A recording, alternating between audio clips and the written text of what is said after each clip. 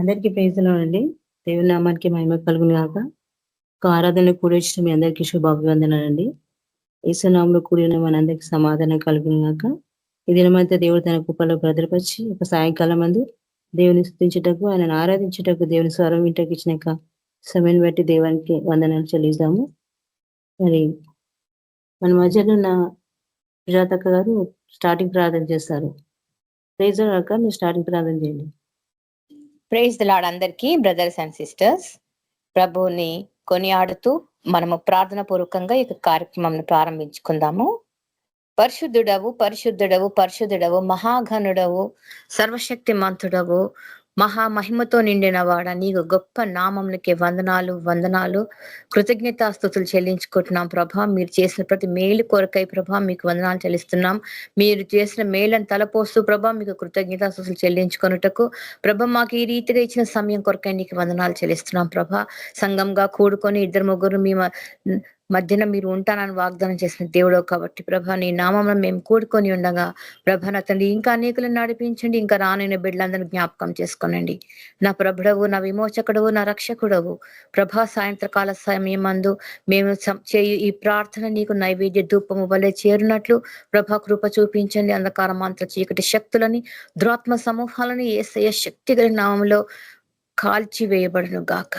ప్రభ నా తండ్రి నీ యొక్క కృపలు బిడ్డలందరినీ జ్ఞాపకం చేసుకోండి. విత్తనైన వాక్యంను బట్టి నీకు వందనాలు చెల్లిస్తున్నాం. బిడ్డను మీ యొక్క శిలువ చాటును మరుగుపరుచుకొని మీరు మాతో మాట్లాడండి. మమ్మల్ని హెచ్చరించుటకు ప్రభ, మమ్మల్ని సరిచేయుటకు ప్రభ నా తండ్రి, మమ్మల్ని తెప్పరిల్ల చేయుటకు ప్రభ, మమ్మల్ని ప్రభ విశ్వాసంలో ముందుకు నడుపుటకు మీ యొక్క వాక్యం మాకు ఎంతో అవసరమై ఉన్నది నాయన. ప్రభ తండ్రి అనుదినము నీ యొక్క గడప యొద్ద ప్రభ మేము కనిపెట్టుకొని ఈ యొక్క వాక్యంను ధ్యానిస్తుండగా మా మధ్యన మీరు గొప్ప కార్యములు శూర కార్యములు చేస్తూ ప్రభ నా తండ్రి ప్రతి ఒక్క బిడ్డను ప్రభ మీరు పేరు పేరున దీవిస్తున్నందుకు జ్ఞాపకం చేసుకుంటున్నందుకు నీకు వందనాలు చెల్లిస్తున్నాం ప్రభా. అల్పులము అయోగ్యులము కాని ప్రభ అతని నీ యొక్క నామంలో మేము పరిశుద్ధులముగా ప్రభ అతని మమ్మల్ని చేరదీర్చిన దేవుడవు ప్రభ, మమ్మల్ని చేరదీసిన వాడవు, మమ్మల్ని బ్రతికించు వాడవు, మమ్మల్ని పోషించి దేవుడవు నీకు వందనాలు చెల్లిస్తున్నాం. ఇంతవరకు మా జీవితంలో మీరు చేసిన ప్రతి మేలుకై నీకు వందనాలు చెల్లిస్తున్నాం. పాటల ద్వారా వాక్యము ద్వారా నా తండ్రి మీ యొక్క నామమునికే మహిమ కలుగును గాక. సాయంత్రకాల సమయం మందు రానయ్యున్న బిడ్డలందరినీ జ్ఞాపకం చేసుకోనండి. ప్రతి ఒక్కరు త్వరపడి ఆయతపడి ప్రభ నీ సన్నిధికి వచ్చుటకు ప్రభ సహాయం చేయండి. మరి ట్రావెలింగ్స్ లో ఉన్న వాళ్ళు ప్రభ, మరి విలేజ్ మినిస్ట్రీలో ట్రైబల్ మినిస్ట్రీస్ లో వెళ్ళిన బిడ్డలను జ్ఞాపకం చేసుకోనండి. ప్రభ తండ్రి సేవకులందరూ ప్రభ ఈ టీంలో ఎంతమంది ఉన్నారో ప్రతి ఒక్క బిడ్డను మీరు పేరు పేరున దీవించమని అడుగుపెట్టి ప్రతి స్థలంలో వారికి మీరు ఇస్తానని వాగ్దానం చేసిన దేవుడవు, నమ్మదగిన వాడు ప్రభ. నీకు కార్యములను ప్రభ మేము తలపోస్తూ నిన్ను ధ్యానిస్తూ ప్రభ ఈ సాయంత్రకాల సమయం మందు నా తండ్రి ప్రభ మమ్మల్ని ఈ రీతిగా మమ్మల్ని సమకూర్చినందుకు నీకు వందనాలు చెల్లిస్తూ సమస్త ఘనత మహిమ ప్రభావములు యేసు పరిశుద్ధ నామములో చెల్లిస్తూ యేసయ్య మీ యొక్క పాద సన్నిధిలో ప్రార్థించి అడిగి వేడుకుంటున్నాను తండ్రి. Amen. Thank you sister. Praise the lord.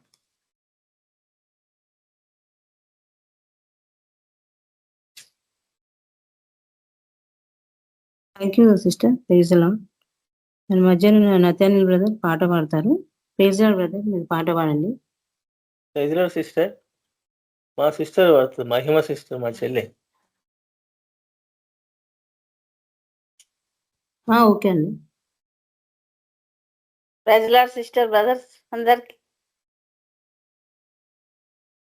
యేసయ్యా కనికర పూర్ణుడా, మనోహర ప్రేమకు నిలయుడా, యేసయ్యా కనికర పూర్ణుడా, మనోహర ప్రేమకు నిలయుడా, నీవేనా సంతోషగానము, సర్వ సంపదలకు ఆధారము, నీవేనా సంతోషగానము, సర్వ సంపదలకు ఆధారము, యేసయ్యా కనికర పూర్ణుడా, మనోహర ప్రేమకు నిలయుడా, నా వలన ఏదియు ఆశించకయే ప్రేమించితివి, నన్ను రక్షించుటకు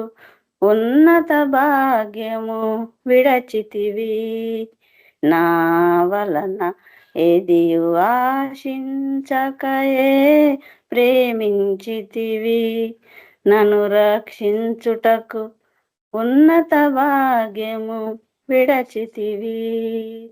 సిలువమానుపై రక్తము కార్చి రక్షించితివి, సిలువమానుపై రక్తము కార్చి రక్షించితివి.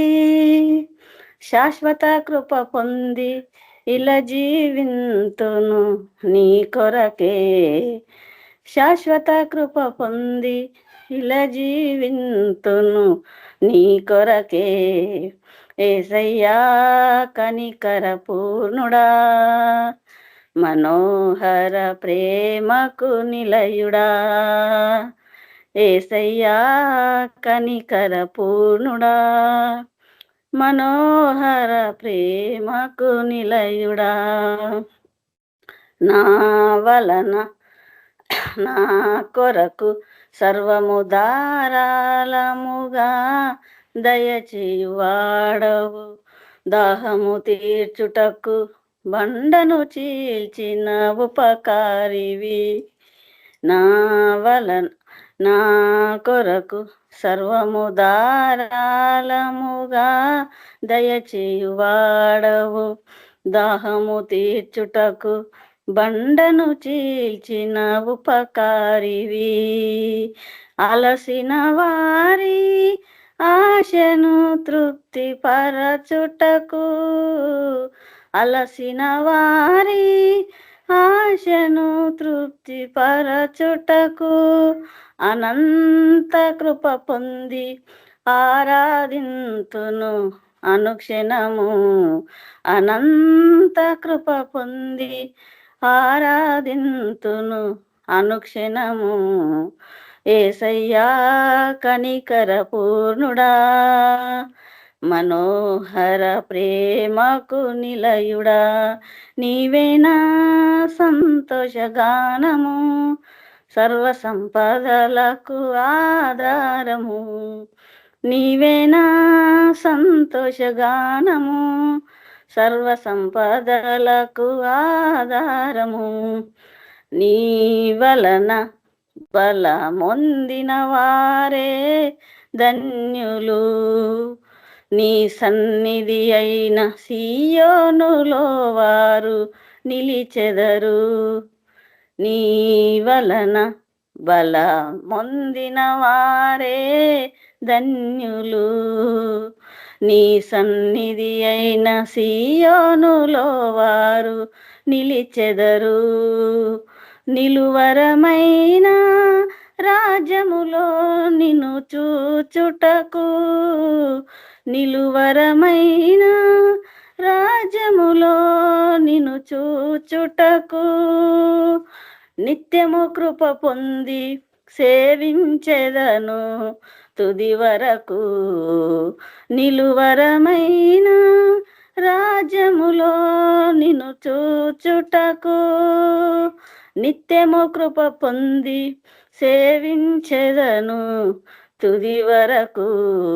యేసయ్యా కనికర పూర్ణుడా, మనోహర ప్రేమకు నిలయుడా, యేసయ్యా కనికర పూర్ణుడా, మనోహర ప్రేమకు నిలయుడా, నీవేనా సంతోషగానము, సర్వ సంపదలకు ఆధారము, నీవేనా సంతోషగానము, సర్వ సంపదలకు ఆధారము. యేసయ్యా కనికర పూర్ణుడా, మనోహర ప్రేమకు నిలయుడా, ఆరాధనకు యోగ్యుడవు, ఎల్లవేళలా పూజుడవు, ఆరాధనకు యోగ్యుడవు, ఎల్లవేళలా పూజుడవు, ఎల్లవేళలా పూజుడవు, ఆరాధనకు యోగ్యుడవు, ఆరాధనకు యోగ్యుడవు. యేసయ్యా కనికర పూర్ణుడా, మనోహర ప్రేమకు నిలయుడా. Hallelujah. Praise the lord sister brothers. Thank you sister. Praise lord. మన మధ్యలో ఉన్న పరిశుద్ధ బ్రదర్ వాక్యం షేర్ చేస్తారు. ప్రైజ్ లార్డ్ బ్రదర్, మీరు వాక్యం షేర్ చేయండి.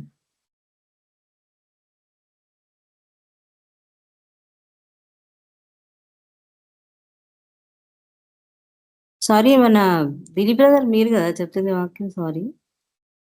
ఓకే, మన మధ్యలో ఉన్న దిలీప్ బ్రదర్ వాక్యం షేర్ చేస్తారు.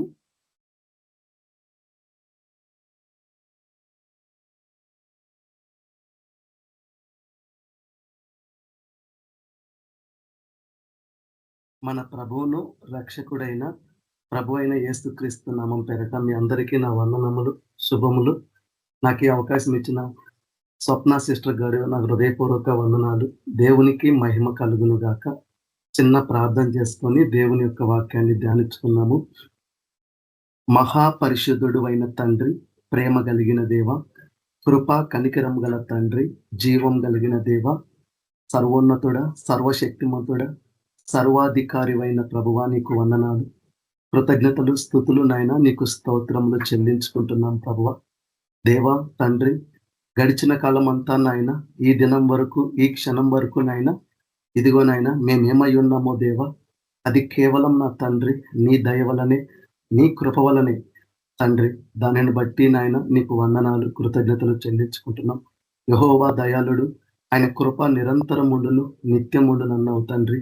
కాబట్టి పగలు ఎండ దెబ్బ నుంచి, రాత్రి వెన్నెల దెబ్బ నుంచి, చీకటిలో సంచరించు బాణం నుండి, అయ్యా నాశనకరమైన ఏ తెగులునైనా మా గుడారము సమీపించకుండా, ఏ అపాయమునైనా మా యొద్దకు రాకుండా తండ్రి, వేటగాని ఉరిలో నుండి నాయన మమ్మల్ని కాపాడుతున్న దేవుడవయ్యా.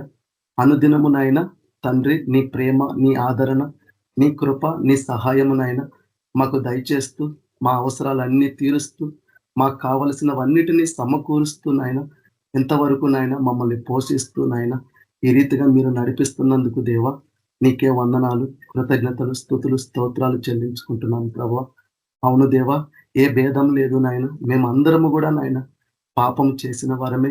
దేవుడు అనుగ్రహించు మహిమను నాయన మేము పొందలేని వారిగా, మా పాపముల చేత నాయన, మా అపరాధముల చేత నాయన మేము చచ్చిన వారమై ఉన్నప్పుడు నాయన, నశించిపోతున్న మమ్మల్ని నాయన ఈ లోకంలోనికి వచ్చి నాయన మీరు మమ్మల్ని వెతికి రక్షించుకున్న దేవుడవయ్యా. అయ్యా, పాపులమైన మా కొరకు, భక్తిహీనులమైన మా కొరకు నాయన, నశించిపోయే మా కొరకు నాయన, ఏ పాపము లేని దేవుడవు నాయన, ఆ కలవరి శిలువలో దేవా మా కొరకు నాయన నువ్వు ఎంతగానో శ్రమ అనుభవించినావు దేవా. ఎన్నో నిందలు, అవమానాలు అన్నిటినీ నాయన అయ్యా, అల్పులము, అయోగ్యులము, అయ్యా నీ దృష్టికి నీచమైన వారము, అసహ్యమైన వారము, అయ్యా నీకు లోబడని ప్రజలం నాయన. అయ్యా, అలాంటి మా కొరకు నాయన, ఏ పాపం లేని దేవుడు నీవు మా కొరకు పాప పరిహారార్థ బలిగా మారి నాయన, అయ్యా నీ కృపచేత నాయన మమ్మల్ని రక్షించుకున్నందుకు, నీ యొక్క అమూల్యమైన రక్తము, గొర్రెపిల్ల వంటి రక్తము, నిష్కలంకము వంటి రక్తము నాయన ఆ కలవరి శిలువలో దేవా మా కొరకు కార్చి నాయన మమ్మల్ని మీ సొత్తుగా నాయన మార్చుకున్నందుకు నాయన, ఆత్మ సంబంధమైన ప్రతి ఆశీర్వాదము నాయన మాకు దయచేసినందుకు, నీ పిల్లలుగా, నీ వారసులుగా, నీ రాజ్యానికి నాయన హక్కుదారులుగా మమ్మల్ని చేసుకున్నందుకు, అయ్యా ప్రతి దినము నాయన నీ ఆత్మతో నింపి అభిషేకించి నడిపిస్తున్నందుకు నాయన. అలాగే నాయన నువ్వు ఆదరణ కర్తవు కాబట్టి, కష్టాల్లో ఉన్నప్పుడు, శ్రమలో ఉన్నప్పుడు, బాధలో ఉన్నప్పుడు, అయ్యా కృంగిన స్థితిలో ఉన్నప్పుడు కూడా నాయన మమ్మల్ని విడవకుండా, ఎడబాయకుండా అయ్యా ఆదరిస్తూ, ఒక తల్లి ఎట్లయితే తన బిడ్డను నాయన ప్రేమిస్తుందో నాయన, అలా తల్లి విడిచినా, తండ్రి విడిచినా, ఈ లోకములో మాతో ఉన్నవారు ఎవరు మమ్మల్ని విడిచినా మమ్మల్ని విడవకుండా తండ్రి అయ్యా ఇశ్రాయేలీయులను కాపాడువాడు కునుకడు నిద్రపోడన్నా. ఆ రీతిగా, ఈ రీతిగా నాయన తండ్రి నాయన మీరు మా పట్ల మీరు చూపిస్తున్న ప్రతి మేలులకై నాయన, ఉపకారములకై, ఆశ్చర్య కార్యములకై అయ్యా నువ్వు ఇచ్చిన రక్షణను బట్టి తండ్రి, నువ్వు ఇచ్చిన ప్రతి దానిని బట్టి దేవా నీకు వందనాలు, కృతజ్ఞతలు, స్తుతులు చెల్లించుకుంటున్నామయ్యా. ఎక్కడ 2-3 కూడి నా నామంలో ఉందరో అక్కడ వారి మధ్య నేను ఉంటానన్నావు దేవా. మా మధ్యలో మీరున్నారు, మీ ఆత్మ మా మధ్యలో ఉందని మేము నమ్ముచున్నాం తండ్రి. ఇంతవరకు నాయన తండ్రి పాటల ద్వారా మహిమ పొందిన అయ్యా తండ్రి, ఇప్పుడు నీ ఒక వాక్యాన్ని ప్రభువ మేము ధ్యానించబోతుండగా తండ్రి నాయన మాలో ఎలాంటి గొప్పతనం లేదయ్యా తండ్రి. గొప్పవాడవు నీవే, అధిక శక్తి సంపన్నుడు నీవే, అనంత జ్ఞానియగు దేవుడు నీవే. అవును ప్రభువ తండ్రి, పరిశుద్ధాత్ముడ నీ సహాయం లేకపోతే నాయన ఏ మనిషి రక్షణ పొందుకోడు ప్రభు. అయ్యా నీ సహాయం లేకపోతే ఏ మనిషి కూడా నాయన మారు మనసు పొందాడు ప్రభు.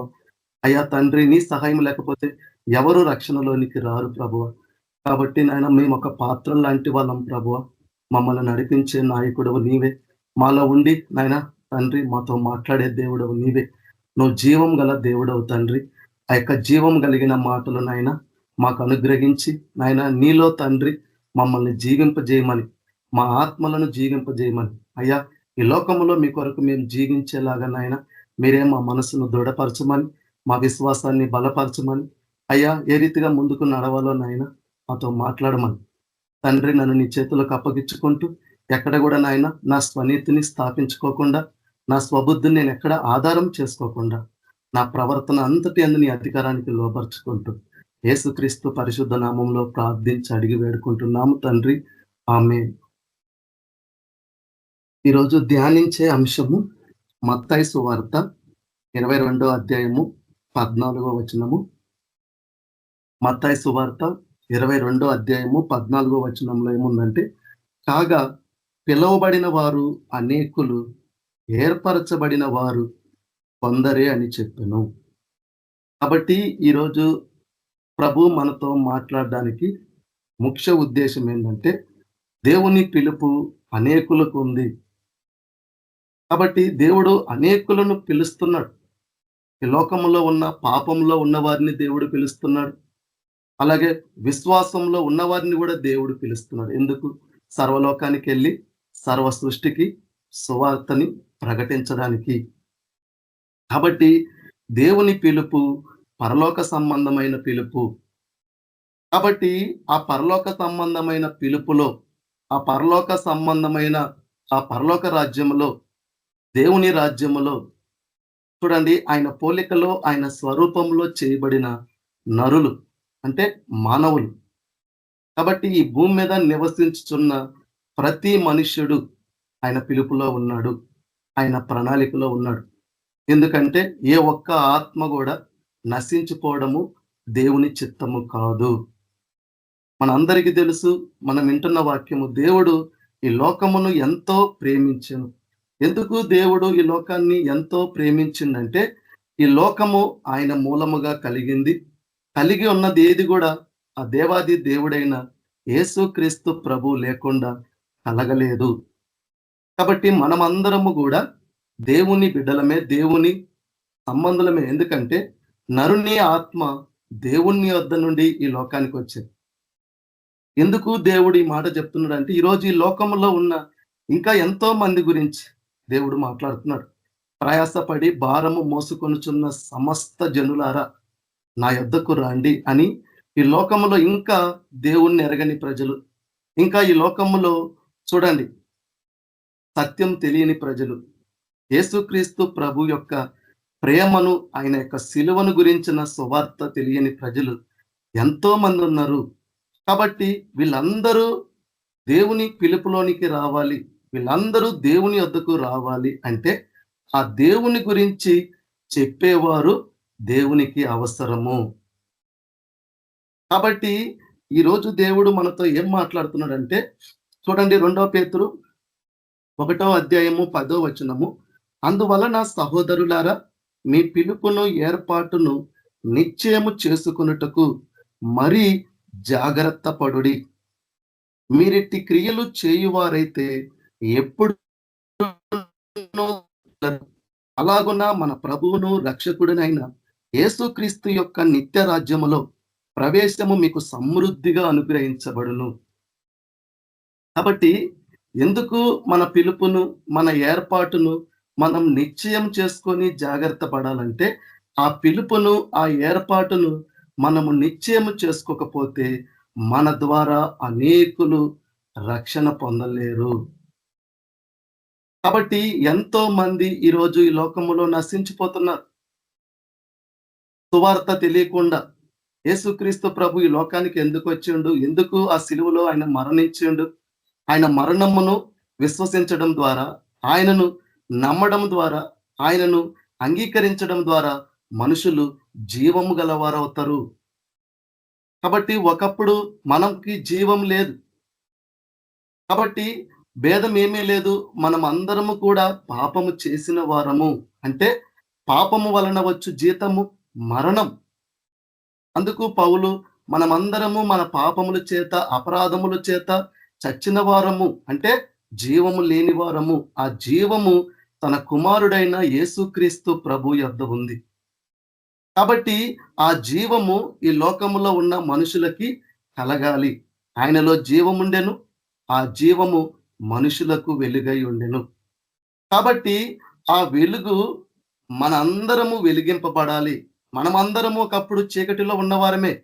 ఎవరో వారి పిలుపును, వారి ఏర్పాటును నిశ్చయం చేసుకొని జాగ్రత్త పడి దేవుని గురించి సువార్త ప్రకటించడాన్ని బట్టే కదా ఈరోజు నువ్వు నేను రక్షణ పొందినాం.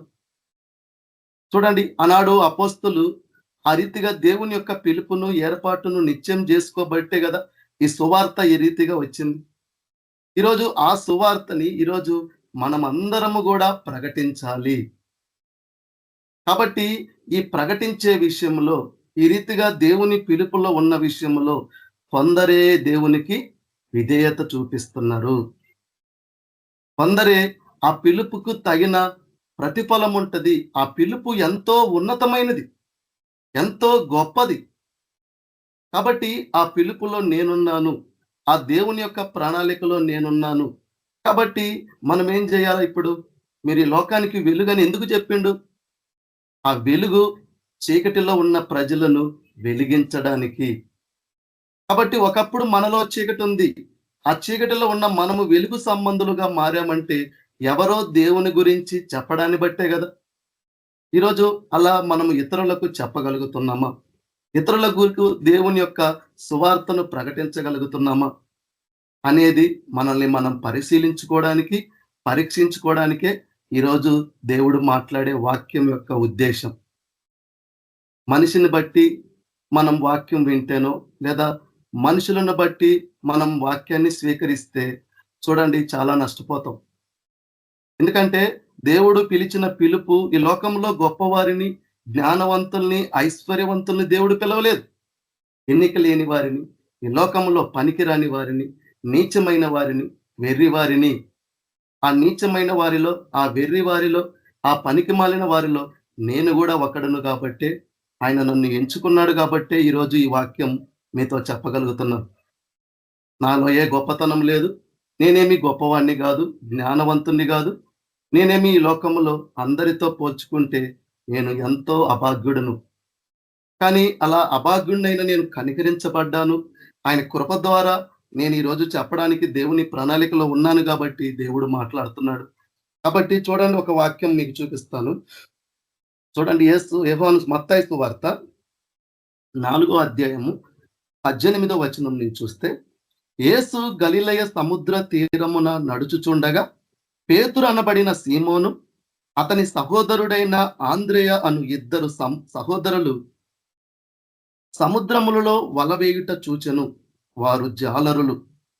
ఆయన, నా వెంబడి రండి, నేను మిమ్మను మనుషులను పట్టు జాలరులుగా చేతునని వారితో చెప్పాను.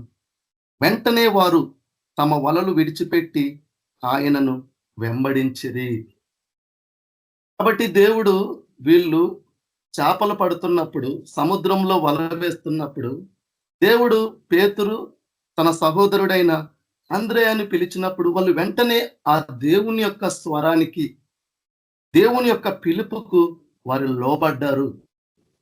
ఈరోజు దేవుని యొక్క పిలుపు, దేవుడి యొక్క చిత్తము, దేవుని యొక్క ప్రణాళిక రక్షింపబడిన ప్రతి వ్యక్తి పట్ల ఉంది. కానీ ఎంత మట్టుకు నీ జీవితంలో నువ్వు దేవునికి లోబడగలుగుతున్నావు? అలా లోబడి దేవుణ్ణి వెంబడించగలుగుతున్నావు? ఆ వెంబడించిన దేవుణ్ణి ఇతరులకు ప్రకటించగలుగుతున్నావు? ఈ 3 చాలా విలువైనవి అన్నట్టు. మొదట లోబడాలా, 2 వెంబడించాలా, 3 ప్రకటించాలి. కాబట్టి ఈరోజు దేవుని యొక్క పిలుపు నా పట్ల ఉంది. ఆ పిలుపుకు నేను ఎంత మట్టుకు లోబడుతున్నాను?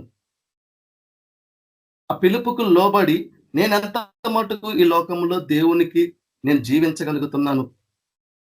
పాపము నుండి గాని, లోకము నుండి గాని, శరీర సంబంధమైన వాటి నుండి గాని నేను వేరుపడి దేవుని పిలుపులో నాకిచ్చిన రక్షణ విషయంలోనే కాకుండా ఆయన నన్ను నాకంటూ ఒక పరిచర్య ఇచ్చిండు దేవుడు. నాకంటూ కొన్ని తలాంతులు ఇచ్చిండు దేవుడు. నాకంటూ దేవుడు కొన్ని విషయాలు తెలియజేస్తున్నాడు. ఈ తెలియజేసిన విషయాలు నేను ఇతరులకు ప్రకటించాలా? నాకిచ్చిన తలాంతుల్ని నేను దేవుని నిమిత్తము మహిమపరచాలా? కాబట్టి నేను ఎలా దేవుని కృప ద్వారా రక్షించబడ్డాను, నాకు ఇతరులు ప్రకటించడం ద్వారా ఈ సువార్తను తెలుసుకోగలిగినాను.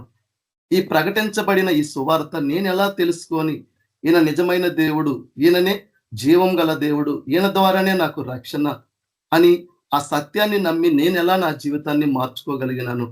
ఆ మార్చుకున్న నేను అనేకులను మార్చగలిగేలాగా ఈరోజు నేను జీవిస్తున్నానా? ఈరోజు అలాంటి ఆలోచనలు నాలో ఉన్నాయా? అలాంటి తలంపులు నాలో ఉన్నాయా అని ఈ సువార్త విషయంలో చూడండి, ఇదొక బాధ్యత కదా, ఇది ఒక భారం కదా దేవుడు ఇచ్చిండు.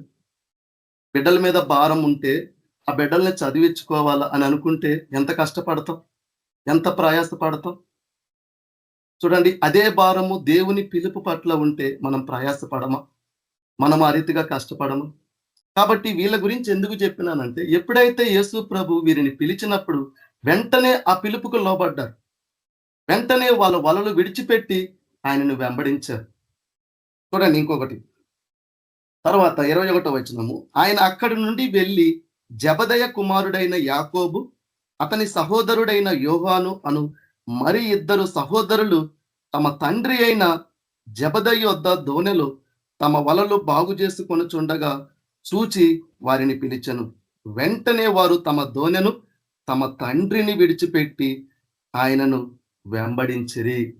వీళ్ళిద్దరు ఈ కాంటెక్స్ట్ ఎందుకు చెబుతుందంటే, వెంటనే దేవుని పిలుపుకు లోబడము, వెంటనే దేవుణ్ణి వెంబడించడము ఉన్నారు. అంటే సువార్త ప్రకటించబడినప్పుడు నమ్మిన వాళ్ళు ఎలా ఉన్నారో, నమ్మని వాళ్ళు ఎలా ఉన్నారో, అలాగే విశ్వాసులు ఎలా ఉన్నారో, అవిశ్వాసులు ఎవరున్నారు, నమ్మకస్తులు అపనమ్మకస్తులు, విధేయులు అవేధులాగా ఎలా ఉన్నారు. ఇక్కడ మనం ఈ కాంటెక్స్ట్ లో ఎందుకు దేవుడు మనతో మాట్లాడుతుందంటే, వెంటనే దేవుని పిలుపుకు లోబడము, దీనినే విధేయత అంటారు. యేసు ప్రభువు తన తండ్రికి విధేయత చూపించిండు కాబట్టే తన్ను తాను అప్పగించుకోగలిగిండు, బలిగాను అర్పణముగాను. తన తండ్రికి విధేయత చూపించిండు కాబట్టే తను తాను ఈ లోకంలో రిక్తునిగా చేసుకోగలిగాడు, తన దైవత్వాన్ని విడిచిపెట్టగలిగాడు.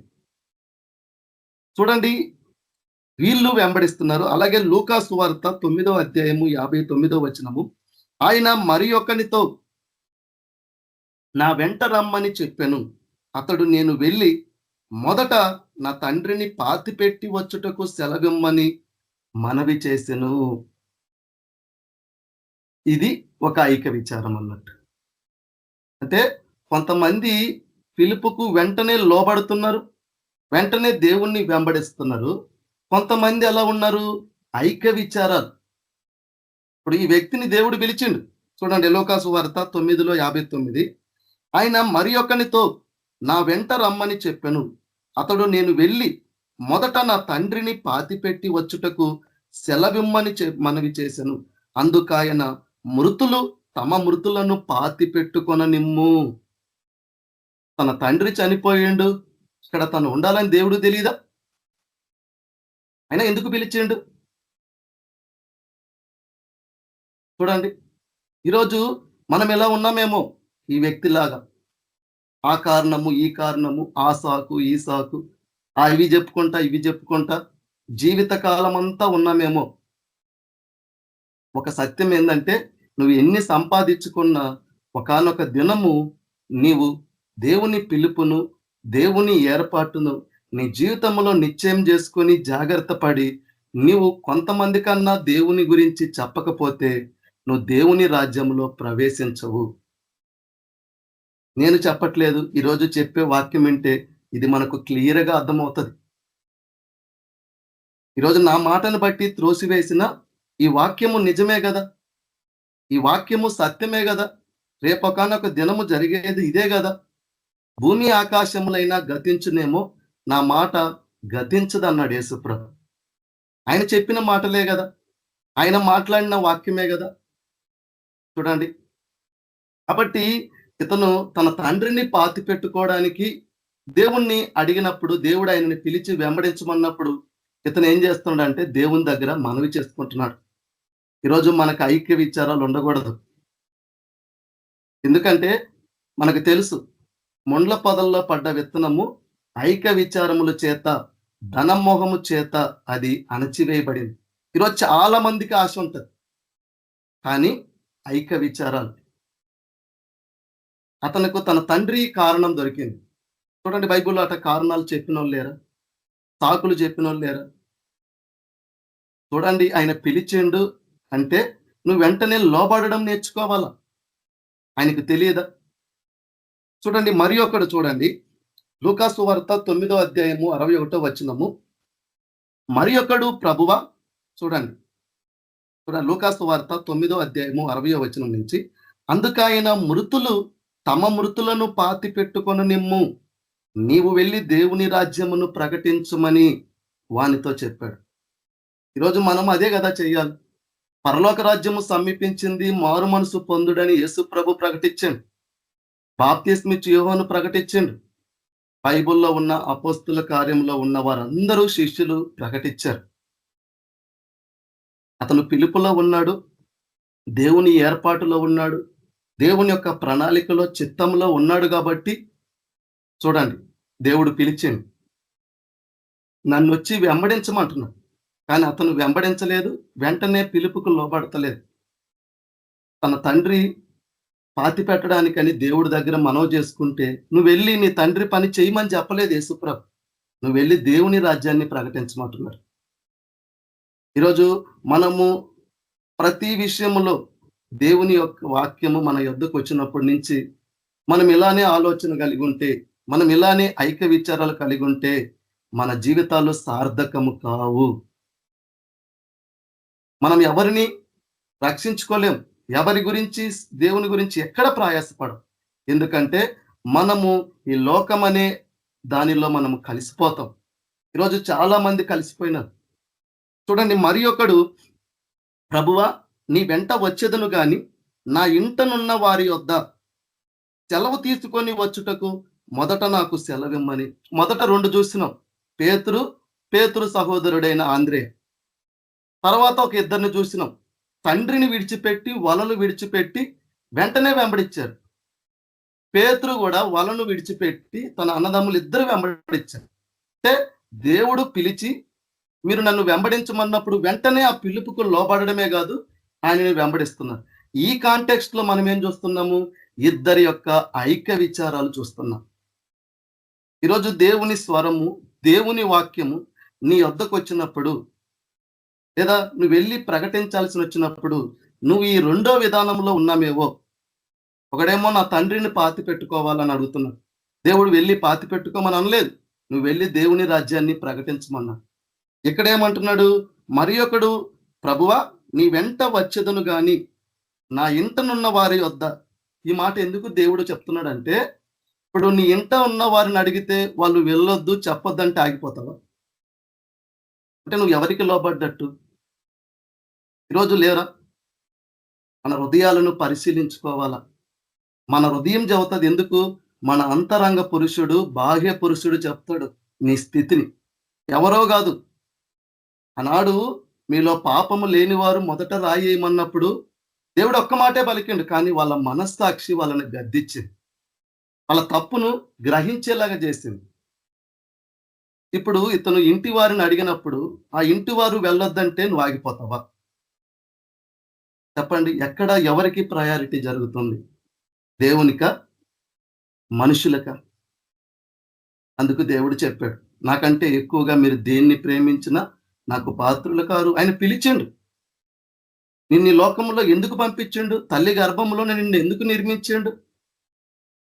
ఆయన ప్రణాళిక ఉండబట్టే కదా, ఆయన చిత్తం ఉండబట్టే కదా, దాని సమయము సమీపించింది కాబట్టి నన్ను వెంబడించమన్నప్పుడు నువ్వేం చేయాలా?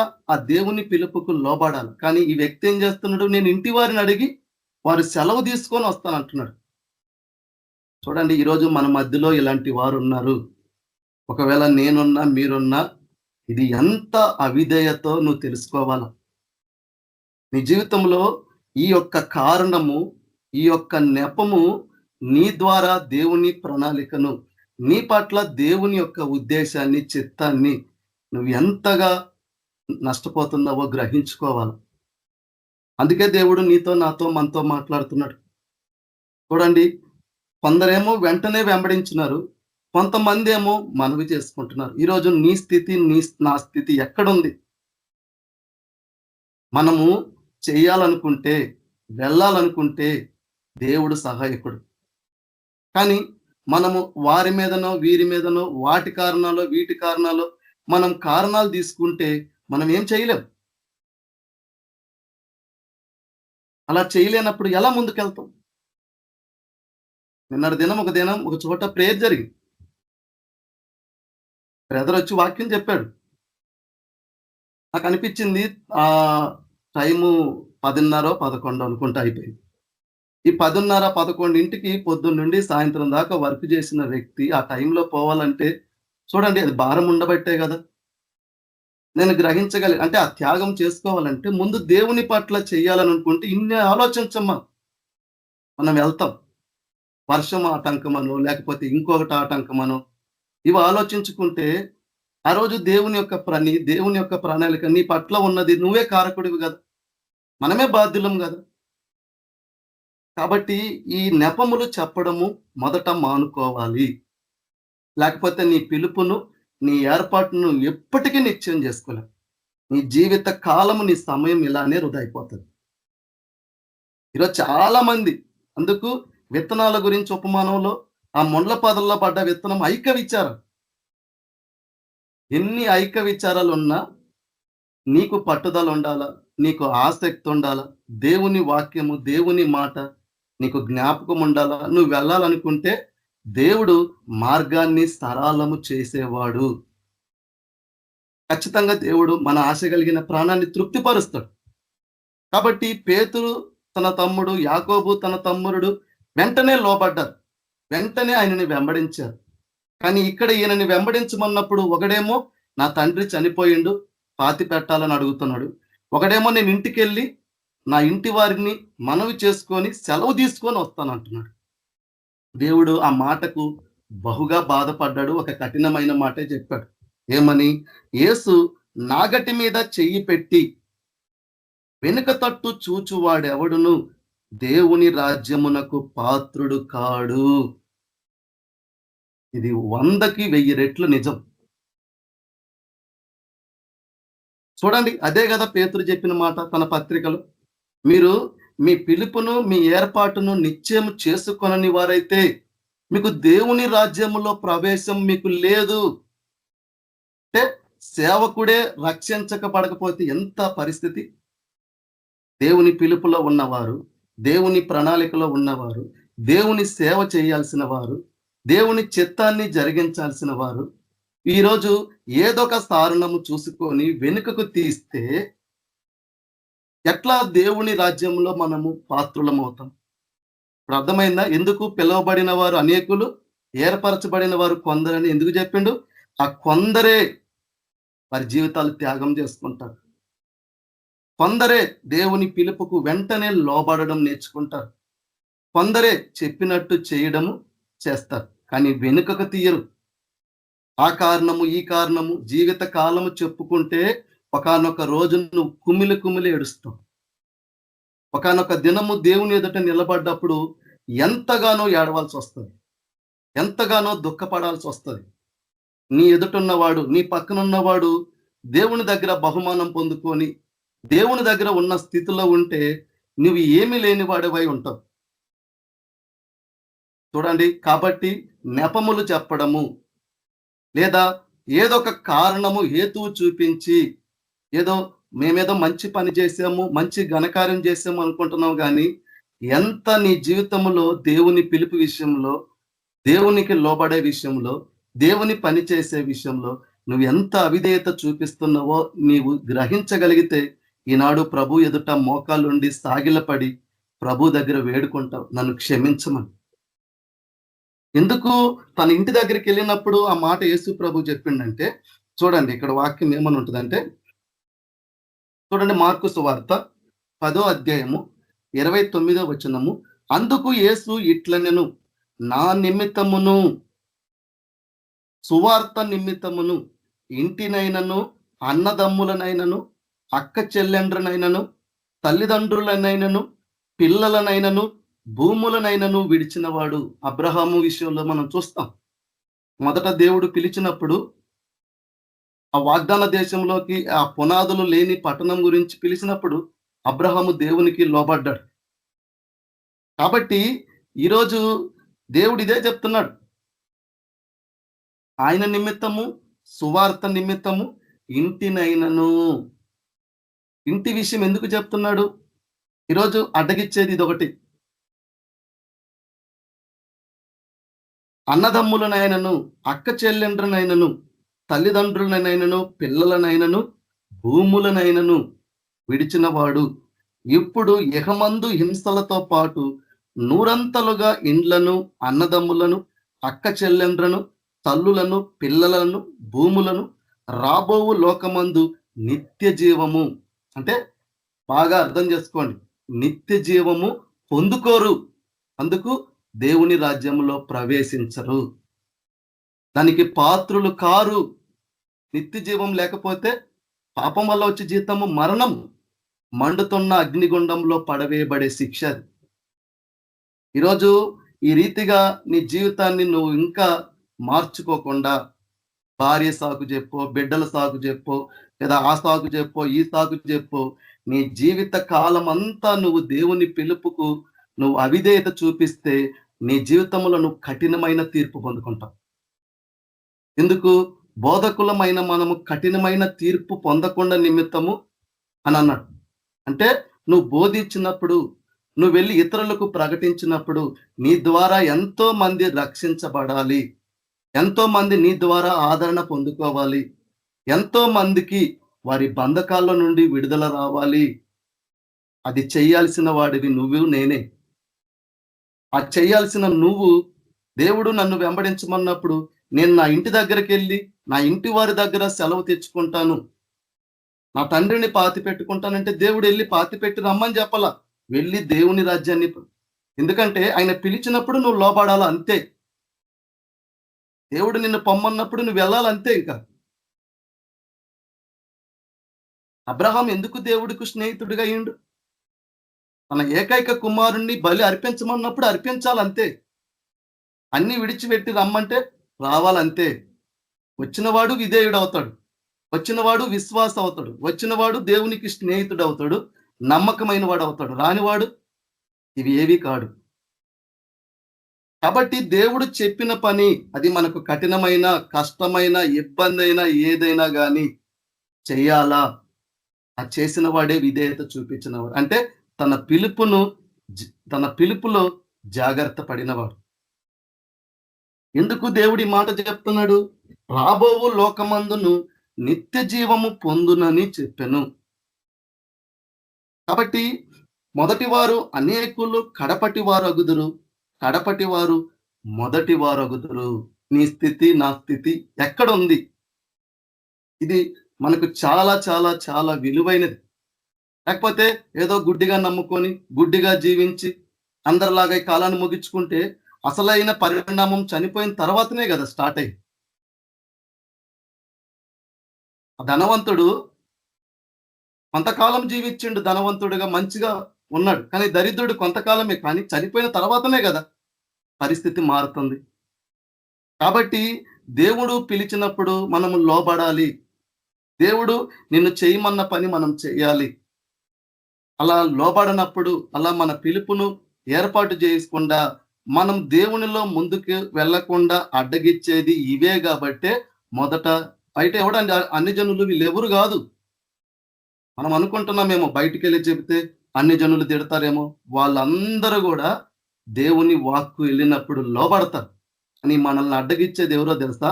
మనతో పాటు ఉన్న వాళ్ళే, మన ఇంట్లో సభ్యులు. వాళ్ళ మాట వింటే పోతామా? చూడండి, ఇంకొక చోట దేవుడు ఏం చెప్పిండు? పేతురు మత్తయి సువార్త 19వ అధ్యాయము 27వ వచనము చూడండి. మీరు అనొచ్చు కదా, పేతురు కూడా ఉంది, అయ్యా నువ్వు మమ్మల్ని పిలిచినప్పుడు మేము చేపలు పట్టే వాళ్ళము, వెనక ముందు ఏం ఆలోచించాల, మా కుటుంబాలు, మా బిడ్డలు, మా భార్యలు, మా తల్లిదండ్రులు ఇవేం ఆలోచించాల, మా జీవనం ఏందని కూడా మేము ఆలోచించలేం. నువ్వు పిలిచినావు, వెంటనే లోబడ్డాం, వలలు విడిచిపెట్టి నిన్ను వెంబడించినాం కదా, ఇంతగా మేము త్యాగం చేసుకున్నాం కదా, అలా వెంబడించడం వల్ల మాకేంది? మనిషి ఏ పని చేసినా అందులో ఏదో ఒకటి లాభమో లేకపోతే ఏదో రాకపోతే ఏ పని చెయ్యడు కదా. ఇప్పుడు ఇక్కడ అడుగుతున్నాడు పేతురు, మత్తయి సువార్త 19వ అధ్యాయం 27వ వచనము. పేతురు, ఇదిగో మేము సమస్తమును విడిచిపెట్టి నిన్ను వెంబడించితిమి గనుక మాకేమి దొరుకునని ఆయనను అడగగా. అన్ని విడిచిపెట్టి దేవుణ్ణి వెంబడిస్తే దొరికేదేంది అడిగితే అప్పుడు దేవుడు చెప్తున్నాడు, యేసు వారితో ఇట్ల నేను పునర్జన్మందు మనిషి కుమారుడు తన మహిమగల సింహాసనం మీద ఆసీనుడై ఉన్నప్పుడు నన్ను వెంబడించిన మీరును 12 సింహాసనముల మీద ఆసీనులై. ఇంత గొప్ప ధన్యత ఇది. ఆయన చూడండి, తీర్పు దినమప్పుడు ఆయన తిరిగి లోకానికి వచ్చినప్పుడు ఆ తీర్పు ముగిసిన తర్వాత ఆయన ఎక్కడ ఉంటాడంట? సింహాసనము మీద ఆసీనుడై ఉన్నప్పుడు ఎవరైతే చూడు ఆయన నామం నిమిత్తము, సువార్త నిమిత్తము అక్కజెల్లెను, తల్లిదండ్రులను, అన్నదమ్ములు, భూములు అన్నిటినీ విడిచిపెట్టి అన్నిటి విషయంలో త్యాగం చేసుకొని ఆ దేవుని పిలుపుకు లోబడి జీవించేవారు ఆయనతో పాటు కూడా ఎక్కడుంటారంట? 12 సింహాసనముల మీద కూర్చుంటారంట. ఎంత ధన్యత కదా ఇది. దేవునితో పాటు ఆయన మనం చూస్తే ఈ ప్రభుత్వ అధికారులు ఏం చేస్తారు? ముఖ్యమంత్రి కూర్చున్నాక ఇటు చుట్టూ మంత్రులు కూర్చుంటారు. వాళ్ళ రోల్ పెద్దదే కదా మిగతా ఎమ్మెల్యేలతోటి, ఎమ్మెల్సీలతోటి వాళ్ళతో పోల్చుకుంటే. ఈరోజు అలాంటి పిలుపుకు నువ్వు లోబడకుండా నువ్వు దేని విషయంలో కూడా నీ సమయాన్ని కానీ, నీ ధనాన్ని కానీ, నీ దేన్ని కూడా త్యాగం చేసుకోకుండా ఈరోజు నువ్వు జీవిస్తే నువ్వు పొందుకునేది ఏంది? ఆరోగ్యం కాపాడుకున్నాను అనుకుంటావు. ఇప్పుడు వాన పడింది, ఈ వర్షంలో పోవడం వల్ల ఏ జ్వరం వచ్చిద్దో ఏమవుతుందో అనుకుంటాను. సరే, జ్వరం రాకపోతే ఒక 10 ఏళ్ళు బతుకుతామేమో, ఆ తర్వాత ఏముంటది? చూడు, మనిషి దేవుని పిలుపు దేవుడికి తెలియదా? దేవుడు పరీక్షిస్తాడు. ఆయన పరీక్షించింది ఎవ్వడిని వాడుకోడు. అబ్రహాంను పరీక్షించిన తర్వాతనే దేవుడు దీవించాడు. చూడండి, ఆయన పరీక్షించినప్పుడు నువ్వు నెగ్గాల. అంటే వీడు కొంచెంలో అయినా వీడు నమ్మకంగా ఉంటాడా, నమ్మకంగా వీడు సేవ చేస్తాడా? దేవుడు మనం అనుకుంటామేమో 1,00,000 మందికి చెబితే గొప్పవాడేమో, లేదా 1000 మందికి చెబుతున్నాడు గొప్పవాడేమో, నేను ఇద్దరు చెప్పుకుంటున్నాను కదా, నాది చిన్నదేమో అని మనం ఎందుకు తలంచాలా? కొంచెంలో నమ్మకంగా నీ నమ్మకత్వాన్ని చూసి ఆ నమ్మకంలో నువ్వు పరీక్షలో, విశ్వాసములో దేవుడు పరీక్షించినప్పుడు, నెగ్గినప్పుడు అనేకమైన వాటి మీద దేవుడు ఎందుకు పెట్టడు? ఎందుకు దీవించబడం? ఎందుకు మన పరిచర్య ఆశీర్వదించబడదు? ఎందుకు మనం ముందుకు పోం? మనలో నిజం ఉన్నప్పుడు, మనం చెప్పే దాంట్లో సత్యం ఉన్నప్పుడు, దేవుడు మనకు తోడుగా ఉన్నప్పుడు, మన పక్షాన ఉన్నప్పుడు ఎందుకు అవ్వదు? కానీ కొంచెంలో కూడా ఈరోజు నమ్మకంగా లేదేమో, కొంచెంలో కూడా మనలో యథార్థత లేదేమో. చూడండి, నేను ఎందుకు దేవుడు ఈ మాట చెప్తున్నారంటే, ఏర్పరచబడిన వారు, పిలువబడిన వారు అనేకులే, ఏర్పరచబడిన వారు కొందరే. ఆ కొందరిలో మనం ఉండకూడదు. చూడండి, ఈ పిలుపును, ఏర్పాటును నిశ్చయం చేసుకోకుండా ఈ లోకంలో నువ్వు ఏం సంపాదించుకున్నా, నువ్వు దేవుని చిత్తాన్ని నెరవేర్చకుండా, దేవుని యొక్క పిలుపుకు లోబడకుండా, దేవుని ప్రకారంగా నువ్వు ఏమి చేయకుండా నువ్వు ఈ లోకాన్ని సంపాదించుకున్నా కానీ ఈ ధన్యతలు రావు. ఈ ధన్యత రాదు. సాకులు చెప్పడం సాధ్యమైనంత వరకు మనం దూరంగా ఉండాలి. దేవుడు పిలిచే దేవుడు. ఆయనకి లోబడడం నేర్చుకోవాలా ముందు. లోబడితే అపవాదిని కూడా ఎదిరించమన్నాడు. పారిపోతాడు వాడు. వాడు వచ్చి నిన్ను శోధించి, అయ్యో నేను వెళితే నా భార్య, నా బిడ్డలే, నా కుటుంబమే ఏమవుతుంది? వాళ్ళ విషయంలో ఆలోచన చేయకుండానే దేవుడు నిన్ను బొమ్మంటాడా? వాళ్ళకి ఏదన్నా హాని జరిగితేనో, వాళ్ళకి ఏదన్నా కష్టం వస్తేనో, శ్రమ వస్తే దేవుడు నిన్ను ఎందుకు పంపిస్తాడు? నువ్వు ఉండమంటాడు కదా. మనకు తెలుసు బాగా వాక్యం. అందరినీ దేవుడు పిలుచుకున్నాడు, నన్ను వెంబడించమన్నాడు. ఆ సేనా పట్టిన దెయ్యం వాడు బాగుపడ్డాక నేను నిన్ను వెంబడిస్తానంటే దేవుడు ఏం చెప్పిండు? నువ్వు వద్దు, ముందు నీ ఇంటికి వెళ్ళమన్నాడు. దేవుడు తెలుసు. మనం ఏం చేస్తామంటే అన్ని మానవ తలంపులు పెడతాం, అన్ని మన ఆలోచనలు పెడతాం. కఠినమైన మాట ఏంటంటే మనము చూడండి, ఒక మాట చెప్తాను. దేవుడు ఆ వాక్యము నాకు బయలుపరిచిండు అని ఈసారి అవకాశం వచ్చినప్పుడు చెబుతాను. కాకపోతే ఇక్కడ ఒక మాట దేవుడు చెప్పిండు. ఈరోజు మన జీవితాలు అందరి తేలిపోతాయి. ఇక్కడ చెప్పే నా జీవితము, ఇందులో ఉండి బోధించే వాళ్ళ జీవితాలు, ఈ లోకంలో ఉండే సేవకుల జీవితాలు అందరి ఒక్క మాటలో తేలిపోతుంది అన్నట్టు. ఎవడు నిజమో ఎవడు అబద్ధమో విన్నవాడికి అర్థమైపోతుంది. విన్న వాళ్ళకి అర్థమైపోతుంది, నాకైనా నీకైనా ఎవరికైనా. ఎందుకంటే ఇక్కడ చూడండి, మత్తయి సువార్త 5వ అధ్యాయము 17, 18, 19లో ఏం చెబుతున్నాడంటే, ధర్మశాస్త్రమునైనను ప్రవక్తల వచనములైనను కొట్టివేయవచ్చితనని తలంచవద్దు, నెరవేర్చుటకే గాని కొట్టివేయటకు నేను రాలేదు. ఆకాశమును భూమియు గతించిపోయిననే గాని ధర్మశాస్త్రం అంతయు నెరవేరు వరకు దాని నుండి ఒక పొల్లైనను ఒక సున్నా అయినను తప్పిపోదని నిశ్చయముగా మీతో చెప్పుచున్నాను. ఈ 19వ వాక్యము ఎవరు నిజంగా గొప్పవాళ్ళు ఇక్కడ చెప్తా చూడండి. కాబట్టి ఈ ఆజ్ఞలలో మిగుల అల్పమైన ఒకదానినైనను మీరి మనుష్యులకు అలాగున చేయు బోధించువాడెవడో వాడు పరలోక రాజ్యములో మిగుల అల్పుడగును.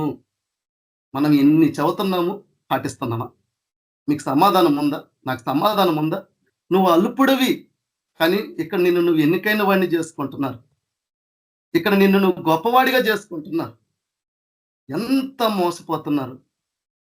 నీ పిలుపును నువ్వు ఏర్పాటు చేసుకోకుండా, నీ జీవితంలో నువ్వు దేవునికి లోబడకుండా, దేవుని చిత్తాన్ని చేయకుండా, చెప్పే వాక్యాల్లో ఎక్కడ కూడా అతికినట్టు నీ జీవితం ఉండకుండా నువ్వు బోధిస్తున్నావు. కానీ నువ్వు పరలోక రాజ్యంలో ఎలాంటి వాడివంట? మిగుల అల్పుడవు, అల్పుల చూడండి. కానీ అయితే వాటిని గైకొని బోధించువాడెవడో వాడే పరలోక రాజ్యంలో గొప్పవాడు. ఎవరు గొప్పవాళ్ళు? ఈరోజు దేవుడు సర్వలోకానికి వెళ్ళి సర్వ సృష్టికి సువార్త ప్రకటించమన్నాడు. ప్రకటిస్తున్నామా? ఈరోజు దేవుడు నీకు తలాంతులు ఇచ్చిండు, నిన్ను అభివృద్ధి పరచమన్నాడు. చేస్తున్నామా? అదిగో నువ్వు కనికరం చూపించాలంటున్నాడు, నువ్వు కనికరం చూపిస్తున్నావా? నువ్వు ఇతరులను క్షమించాలంటున్నాడు, ఈరోజు క్షమించే గుణం ఉందా? నువ్వు దేవుని దగ్గర తగ్గించుకోవాలా? మీరు మార్పు నొంది బిడ్డల వంటి వారు అవ్వమన్నాడు. బిడ్డల లాంటి హృదయాలు కలిగి ఉన్నామా? ఇవన్నీ కలిగి ఉండం, కానీ మనం వాక్యాన్ని చెబుతున్నాము, కానీ మనం అల్పులం. ఎందుకు? నేనేమి సొంత మాట చెప్పట్లేదు, ఈ లేఖనంలో రాయబడిందే చెప్తున్నా.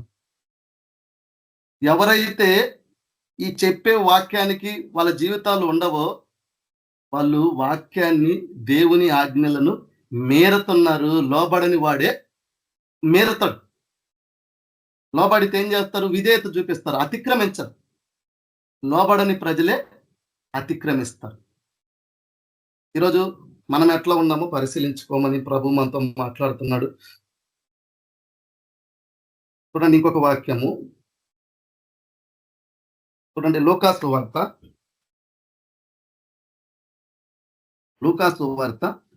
14వ అధ్యాయము 16వ వచనము. అయితే అతనితో ఇట్లనెను, ఒక మనుష్యుడు గొప్ప విందు చేయించి అనేకులను పిలిచెను. విందు కాలమందు అతడు ఇప్పుడు సిద్ధమై ఉన్నది, రండని పిలువబడిన వారితో చెప్పుటకు తన దాసుల్ని పంపెను. అయితే వారందరూ ఏక మనస్సుతో నెపములు చెప్పసాగిరి. మొదటవాడు నేనొక పొలము కొని ఉన్నాను. ఇప్పుడు దేవుడు చెప్పిండు కదా, భూములనైనను విడిచిపెట్టువాడు.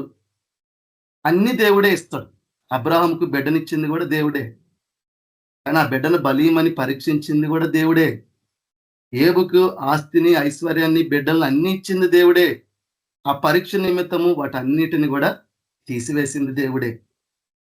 దేవుడు ఇచ్చినప్పుడు ఇచ్చిన దేవునికి నువ్వు ఎంతగా నీ జీవితంలో లోబడాలి. ఇప్పుడు ఉద్యోగం నాకు ఇచ్చిండు, ఇప్పుడు ఈ ఉద్యోగం కారణం చూపించి సేవ మానేయాలా?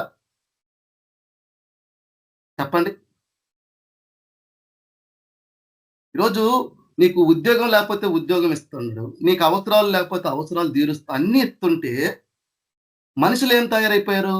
ఇచ్చిన వాటిని అవకాశంగా మార్చుకొని కారణాలు చూపించి, సాకులు చూపించి, దేవుడికి తెలియదా? ఈరోజు లేరా? అట్లనే ఉన్నారు. సరే, ఒకసారి 2 సార్లు, నీ జీవితకాలం అంతా ఇదేనా? జీవితకాలం అంతా ఈ కారణము, ఈ హేతువేనా? ఉద్యోగం లేదన్నావు, ఇచ్చిండు దేవుడు ఉద్యోగము. ఇచ్చినప్పుడు ఆ దేవుని పిలుపుకి ఇంకెంత లోబడాల, ఎంత విధేయత చూపించాలి, ఇంకెంత నమ్మకంగా ఇష్టంగా దేవుని సేవ చేయాలి. కానీ ఉద్యోగం ఒక అవకాశం. ఇల్లు లేకపోతే ఇల్లు ఇస్తాడు, మనసు ఇంటి మీద పెడతాం. భార్య లేకపోతే బిడ్డలు భార్య అని దేవుడు మనకిస్తాడు, మనసు వాళ్ళ మీద పెడతాం, వాళ్ళని చూపిస్తాం. వీళ్ళు అదే చేస్తున్నారు. అందుకే కదా ఆ కాంటెక్స్ట్ లో కదా ఈ మాట చెబుతున్నాడు యేసు ప్రభు. అన్నదమ్ములైనను ఇల్లునైనను ఎందుకు అంటున్నాడు? ఇచ్చిన దాన్ని ఈరోజు నువ్వు అడ్డుగా పెట్టుకొని, కారణంగా చూపించుకొని ఎంతకాలం నీ జీవితంలో దేవుని పిలుపుకు లోబడకుండా బతుకుతావు? ఇంకెంతకాలము నీ జీవితంలో నువ్వు నష్టపోతావు? ఇంకా గ్రహించరా? ఇంకా మీరు తెలుసుకోరా? చూడండి. అని వాక్యాల అవకాశం ఇచ్చినప్పుడు మాత్రం దేవుని సేవ చేయాలా అని, ఇది అని మనం చదువుతాం. పోనీ ఆ చెప్పిన తగ్గట్టు మన జీవితాల్లో మనం చేస్తున్నాము. నాకెవరి మీద ద్వేషం లేదండి, నాకెవ్వరి మీద లేదు. ఎందుకంటే అంతరంగంలో పగుంచుకునేవాడు అబద్ధికుడు, ద్వేషించేవాడు నరహంతకుడు. కానీ దేవుని వాక్యము, దేవుని విధానము అలానే ఉంది. ఎందుకంటే పిలువబడిన వాళ్ళు అవిధేయత చూపిస్తే దేవుని చిత్తం జరగాలి కదా. రోజు దేవుడు నీకు జ్ఞానాన్ని ఇచ్చిండు, తెలివినిచ్చిండు, జాబ్నిచ్చిండు, అంతగా దేవుడు చేసి దేవుడు నీ నుంచి ఏం కోరుకుంటున్నాడు? నీ ద్వారా ఇతరులు రక్షించబడాలి. ఎందుకు? నేను ఈ లోకానికి వెలుగుగా పెట్టాడు. నువ్వేం చేస్తున్నావు? మంచం కింద పెడుతున్నావు. సాకులు చెప్పి, కారణాలు చెప్పి వాటిని నీలోనే నువ్వు అణచివేసుకుంటున్నావు. ఇందుక నువ్వు వెలుగుగా మారింది? ఎందుక దేవుడు నీకు నాకు ఇన్ని సత్యాలు చెబుతుంది? ఎందుకు? ఇతరులకు తెలియజేయాలనే కదా. వెళ్ళే మార్గము ప్రమాదం ఉందనుకో, ఒకడు వెళ్ళి ఆ ప్రమాదాన్ని గ్రహించితే వాడు ఏం చేస్తాడు? అయ్యో, నేను తెలియక ఈ మార్గంలో వచ్చి ప్రమాదంలో పడ్డాను కదా, కాబట్టి నేను జాగ్రత్త పడి కాపాడబడ్డా కదా, ఇంకా ఎంతమందో తెలియక వచ్చి అవుతారని చెప్పి వాడు ఏదో ఒక దానికి పరిస్థితి. చూడండి ఎంతమంది నశించిపోతున్నారు. నువ్వు తెలుసుకున్న సత్యము నీ ద్వారా ఇతరులకు తెలియజేయబడుతుందా? నువ్వు నేర్చుకున్నది ఇతరులకు నువ్వు ప్రకటించగలుగుతున్నావా? వీటికి మీరే మీ ఆన్సర్లు చెప్పుకోవాలా. చూడండి, ఒకడేమో నేను పొలం కొని ఉన్నాను, అవశ్యముగా వెళ్ళి దాన్ని చూడవలను. ఆ పొలము కొనుక్కునే కృప ఇచ్చింది దేవుడే, భూములు ఇచ్చేది దేవుడే, భార్యలను బిడ్డలను ఇచ్చేది దేవుడే, తల్లిదండ్రులను ఇచ్చేది దేవుడే. ఇచ్చిన వాటిని మనం హేతువుగా చేసుకోకూడదు. ఇచ్చిన వాటిలోనే మన జీవితము, మనం ఇందుకే బతుకుతున్నామని అనుకోకూడదు. చూడండి, ఇంకొకడేమో మరి ఒకడు నేను 5 జతల ఎడ్లను కొని ఉన్నాను, వాటిని పరీక్షింప వెలుచున్నాను. మరి ఒకడు నేను స్త్రీని వివాహం చేసుకున్నాను అని అందరూ ఏం చేస్తున్నారు? అక్కడ సాకులు చెప్తున్నాడు. అక్కడ యేసు ప్రభు ఒక మాట చెప్పిండు, లూకాసు వార్త 14:24, ఏలయనగా పిలువబడిన ఆ మనుషులలో ఒకడును నా విందు రుచి చూడడు. చూడండి, వీళ్ళని పిలిచినప్పుడు వీళ్ళు చేసే ఆ పిలుపుకు లోబడ్డారా? కారణాలు చెప్తున్నారు, నెపములు చెప్తున్నారు. ఇది చాలా చాలా చాలా చాలా చాలా నిన్ను నష్టపరుస్తుంది. మేల్కో.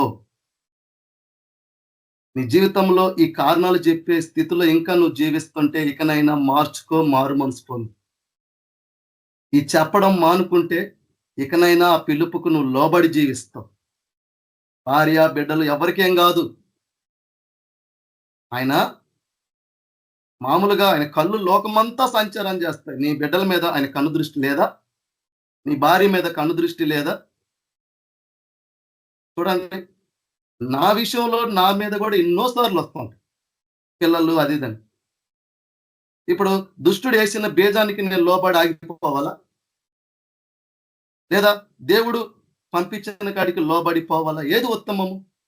చూడండి, ఒకడేమో విందు రుచి చూడడంట. ఎవరైతే పిలుపును పిలిచినప్పుడు లోబడకుండా ఈ కారణాలు చెప్పే వాళ్ళు ఎవ్వరు కూడా ఆయన విందులో పాలుపొందరు. ఎవరైతే ముందుకు సాగకుండా వెనుకకు తీసే వాళ్ళు ఎవ్వరు కూడా దేవుని రాజ్యంలోనికి ప్రవేశించరు. నువ్వు ఎంత భక్తి పరుడువైనా విశ్వాసివైనా, వారానికి 3 రోజులో 2 రోజుల ఉపవాసం ఉన్నవాడు, 10వ వంతు దశంభాగం ఇచ్చినవాడు, వాడికి లేదు అక్కడ, వాడు నీతిమంతుడు కాలేదు. చూడండి, కాబట్టి మనము ఈరోజు మన జీవితాలు దేవుని పట్ల, దేవుని ప్రణాళిక పట్ల యేసు ప్రభు ఒక మాట చెప్పిండు. దేవుడు చూడండి, మీకు ఆ మాట నేను చెప్తున్నాను. ఏంటంటే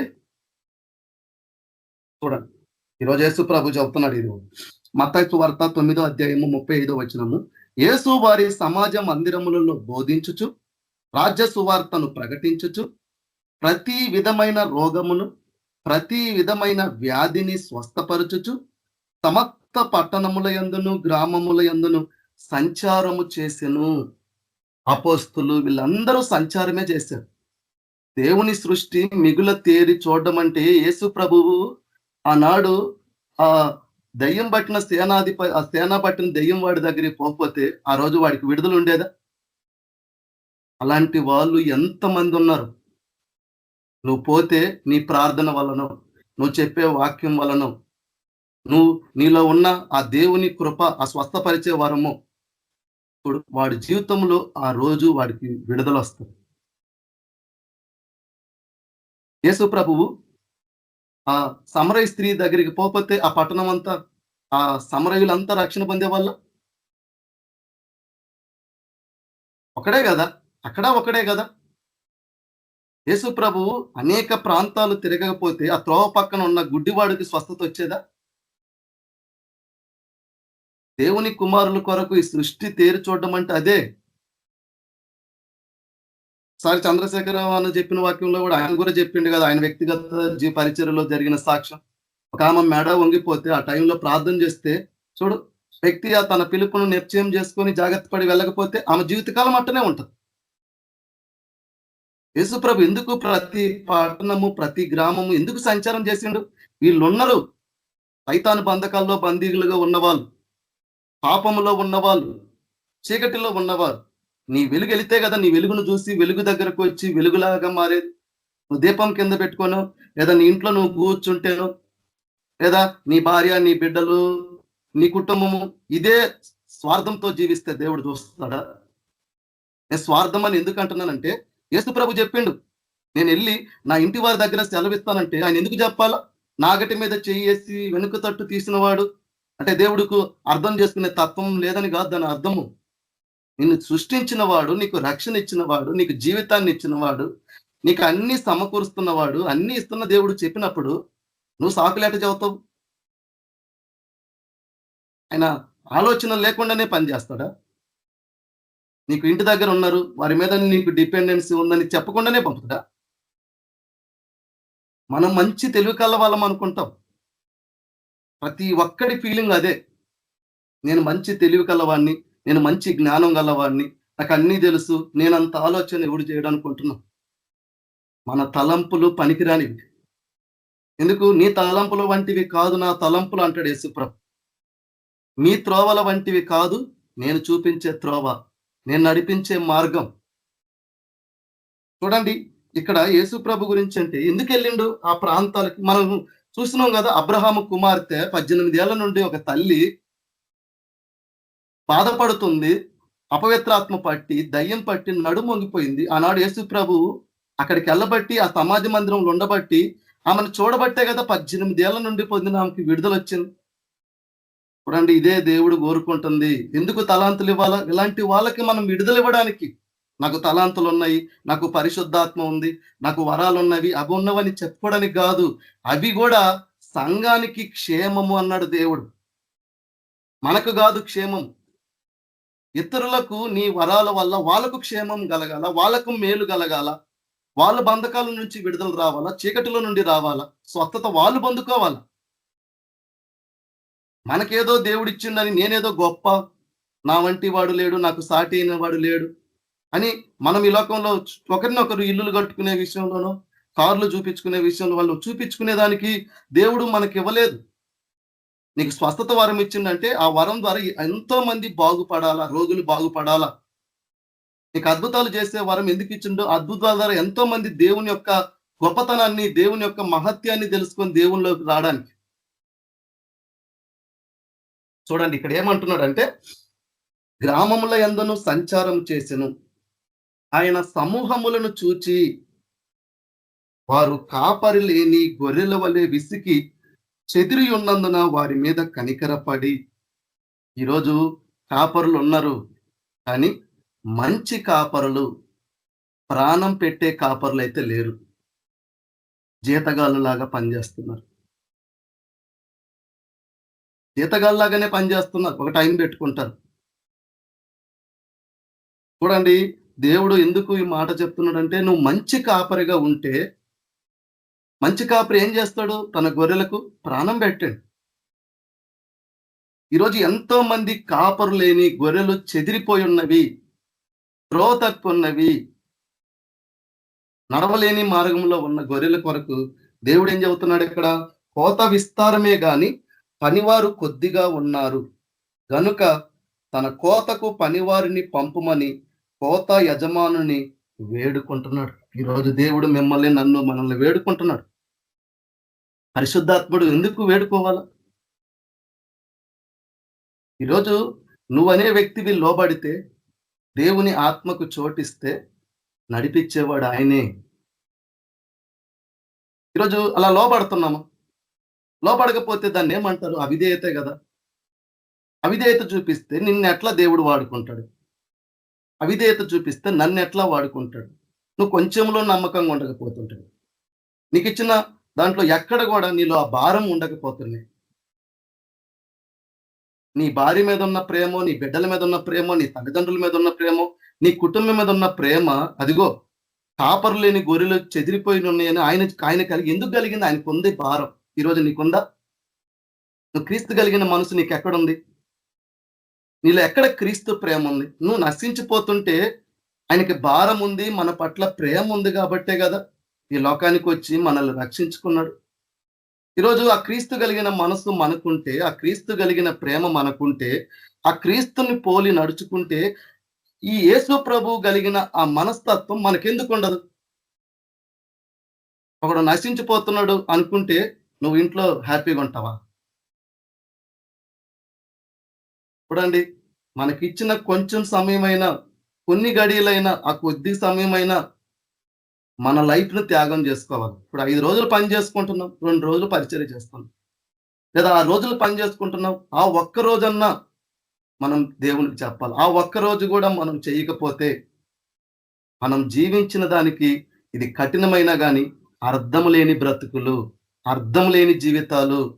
నువ్వు ఎందుకు బతుకుతున్నావో, ఎందుకు జీవిస్తున్నావో తెలియదు. ఒక పాట ఉంటది హెబ్రోన్ చర్చిలో, నీ జీవిత గమ్యం ఏదో తెలుసుకోవాలని అంటారు. మన జీవిత గమ్యం ఏంది? ఎందుకు దేవుడు మనల్ని రక్షించుకున్నాడు? ఎందుకు దేవుడు తన ఆత్మను మనకు అనుగ్రహించాడు, కృపావరాలు ఇచ్చాడు? ఎందుకు దేవుడు నీ ద్వారా ఏం చేయాలనుకుంటున్నాడు? పాత్రలే. అన్నానికి ఒక పాత్ర ఉంటది, కూరకు ఒక పాత్ర ఉంటది. నువ్వు ఏ పాత్రవో, దేనికి వాడబడుతున్నావు? చూడండి, కాబట్టి దేవుడు ఆయన కనికరపడ్డాడు. నిజంగా ఈరోజు మనలో కనికరం ఉంటే ఎంతమంది నశించిపోతున్నారు, ఎంతమంది ఈరోజు నరకానికి వెళ్ళిపోతున్నారు. ఇప్పుడు వాళ్ళందరూ రక్షించబడాలంటే దేవుడు ఏం చేయాలా? ఆ పిలిచిన వాళ్ళు వాళ్ళ పిలుపును ఏర్పడు. ఈ రాజ్య సువార్త సకల జనులకు ప్రకటించబడిన తర్వాతే అంతం వస్తుంది. అందుకు దేవుడు ఆలస్యం చేస్తున్నాడు. ఎందుకు? రేపన్న ఒక దినము చనిపోయిన వాళ్ళు, అయ్యా మాకు ఎవరు చెప్పలేదయ్యా అని దేవుణ్ణి అడగకూడదు. ఏ మనిషి కూడా దేవుణ్ణి నిందించకూడదు. కానీ ఈరోజు ప్రకటించాల్సిన వాళ్ళు, ఆ రీతిగా ప్రకటిస్తున్నారా? చెప్పాల్సిన వాళ్ళు ఆ రీతిగా వెళ్ళి చెప్తున్నారా? నేను ఎవరికి కించపరచాలను, లేదా ఎవరినో ఉద్దేశంగా పెట్టుకునో, లేదా నేనేదో గొప్పవాడిని నేను చెప్పినా కాదు, నేను వెర్రివాడిని, నా గొప్పతనం ఏం లేదు. ఆ దేవుని దయ, ఆ దేవుని కృప నాకు ఇచ్చిండు కాబట్టి నేను చేయగలిగిన దాంట్లో కొంచెం చేస్తున్నా. ఇది దేవుడు తెలియజేసిండు కాబట్టి, చెప్పమని ప్రేరేపించిండు కాబట్టి, ఆయన ఆత్మ నడిపింపుతో సహాయంతో మీకు చెప్తున్నానే తప్ప నేనేదో మీకన్నా గొప్పవాడిని అని నాకు ఆ భావం లేదు. ఆ తలంపు నేను చెయ్యను. ఎందుకంటే ఆ పరిసేయుడు స్థితి నాకు వస్తుంది అన్నట్టు. మనం కానీ ఎందుకు దేవుడు చెప్తున్నాడు చూడండి, పనివారు కొద్ది మందే ఉన్నారు. ఈరోజు పిలువబడిన వారు అనేకులు, కోత విస్తారమే, పనివారు కొద్ది మంది. ఎందుకంటే అందరూ ఐక్య విచారాలు, కారణాలు, నెపములు. చూడండి, ఏదో ఒక సందర్భంలో మనం చెప్తాం కానీ జీవిత కాలం అంతా, సంవత్సరాలంతా ఇదే జీవితమా? నేను ఎందుకు బతుకుతున్నట్టు, ఎందుకు మనం జీవిస్తున్నట్టు? ఇప్పుడు ఉప్పు నిస్సారం అయితే పనికి వస్తుందా? మీరు లోకానికి వెలుగని ఎందుకు చెప్పిండు? నేను వెలుగును, మీరు వెలుగని ఎందుకు అన్నాడు? నేను మిమ్మల్ని వెలిగించినట్టు మీ వెలుగు ఇతరులను వెలిగించాలి. ఈ వెలుగు ఎక్కడ పెట్టాలా? కొండ మీద పెట్టాలా? ఎందుకు? అందరికీ కనిపించుద్ది ఆ వెలుగు, అందరికీ వెలుగునిస్తా. నువ్వేం చేస్తున్నావు? నీ మంచం కింద పెడుతున్నావు. ఆ వెలుగుని నీలోనే పెట్టుకుంటున్నావు. ఓ ఇతరులను వెలిగిస్తున్నావా? ఇతరులకు నువ్వు చెప్పగలుగుతున్నావా? మీ హృదయాలను బట్టి, మిమ్మల్ని బట్టి మీరు పరిశీలించుకోండి, పరీక్షించుకోండి. ఒక్క వాక్యం చెప్పి నేను ముగిస్తాను. మీరు అనుకుంటున్నారేమో, నేను అనుకుంటున్నానేమో, ఈ లోకంలో చాలా మంది సేవకులు అనుకుంటున్నారేమో, యేసు ప్రభు ఒక విషయంలో స్పష్టంగా చెప్పి వెళ్ళిపోయిండు. ఇది ఇప్పుడు మనం చదివితే మనకు అర్థమవుతుంది.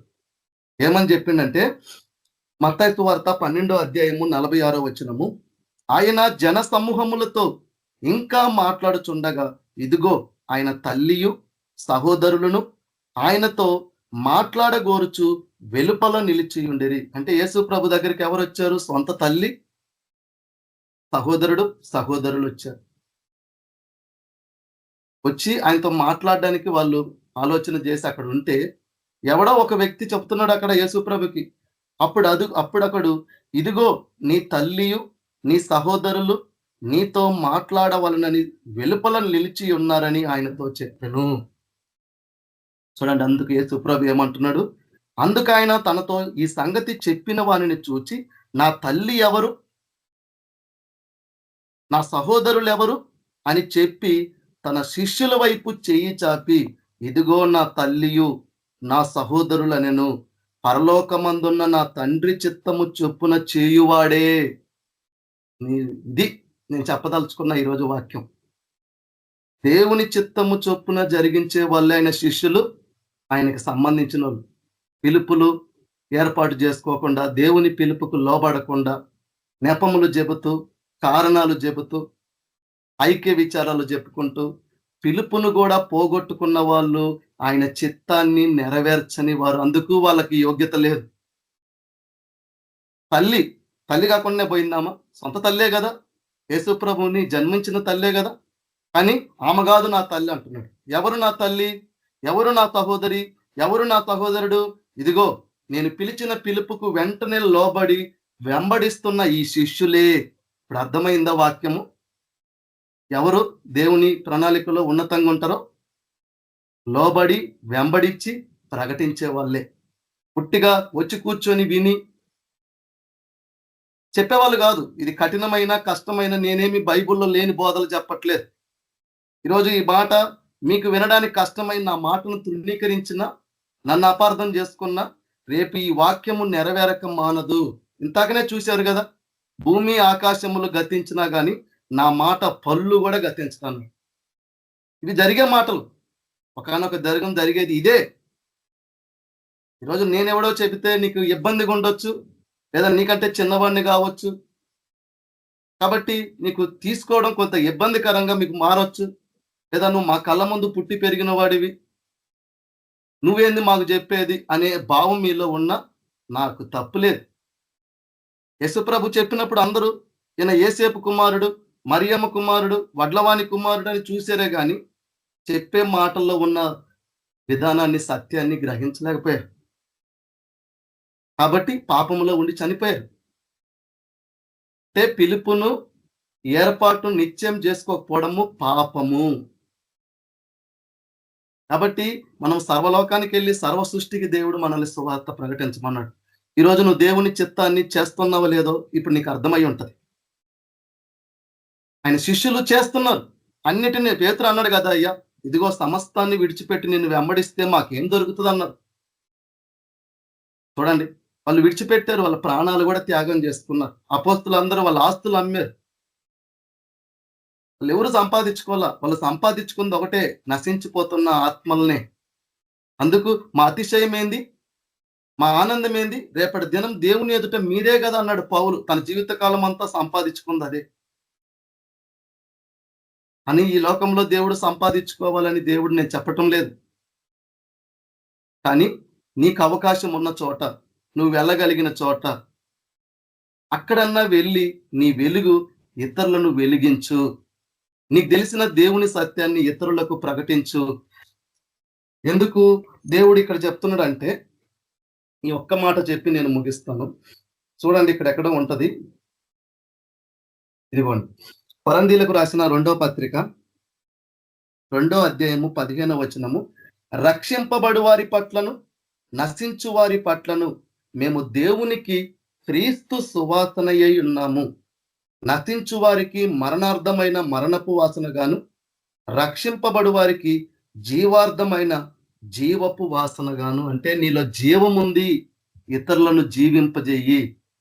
ఈరోజు నీలో వెలుగుంది, ఇతరులను వెలిగించు.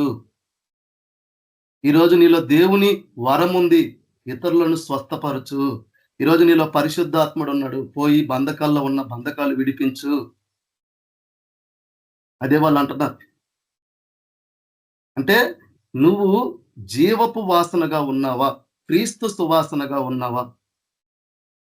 యేసు ప్రభు తనను తాను బలిగా అర్పించుకోబట్టే కదా పరిమళ వాసనంగా మారిన మనం. అలాగునే మీరు ప్రేమ కలిగి నడుచుకోమని ఎందుకు చెప్పిండు?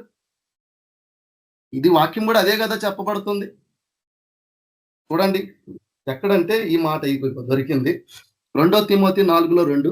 వాక్యమును ప్రకటించుము, సమయమందును అసమయమందును ప్రయాసపడుము, సంపూర్ణమైన దీర్ఘశాంతముతో ఉపదేశించుచు ఖండించుము, గద్దించుము, బుద్ధి చెప్పుము. 5వ వచనము. అయితే నీవు అన్ని విషయములలో మితముగా ఉండము, శ్రమపడుము, సువార్తికుని పని చేయము, నీ పరిచర్యను సంపూర్ణముగా. చూడండి, మనం అందరము కూడా సువార్త పని చేయాల్సిన వారము. మనందరికి ఇచ్చిన పరిచర్య పని జరిగించాలా. మనకిచ్చిన సమయము, ఆ సమయంలోనైనా మనము ప్రభు కొరకు పెట్టాలి. మన అవసరాల కొరకు, మన పనుల కొరకు పెట్టుకుంటున్నాం, ఎన్నో దినాలు పెట్టుకుంటున్నాం. అట్లీస్ట్ కొంతకాలమైన, కొంత సమయమైన దేవునికి మనం పెట్టాలి. పెట్టకపోతే మనం బతకడంలో అర్థం లేదండి. చాలా కష్టంగా ఉంటది కదా. కానీ నేను చెప్పిన మాట నిజమే, నువ్వు బతికిన దానికి అర్థం లేదు. నేను సువార్త చెప్పకపోతే, నా పిలుపును నేను లోబడి దేవుని యొక్క పరిచర్య చేయకపోతే, నాకు ఇచ్చిన తలాంతులను అభివృద్ధి పరచకపోతే, నేను ఎన్ని కలిగి ఉన్నా, నేను బతుకున్నా, నేను చచ్చిన వాడని అనుకుంటే నువ్వు జీవిస్తావు క్రీస్తువు. నా జీవితం దానికి ఉదాహరణ. నేను అలా అనుకుంటున్నాను కాబట్టి నాకు ఎన్ని ఇబ్బందులు ఉంటాయి. నేను ఇక్కడ ఏదో మళ్ళీ నన్ను నేను అతిశయంతో చెప్పట్లేదు. నాకు ఎన్ని ఇబ్బందులు, ఆర్థికంగా ఇబ్బందులు ఉన్నాయి, అన్ని ఇబ్బందులు ఉన్నాయి.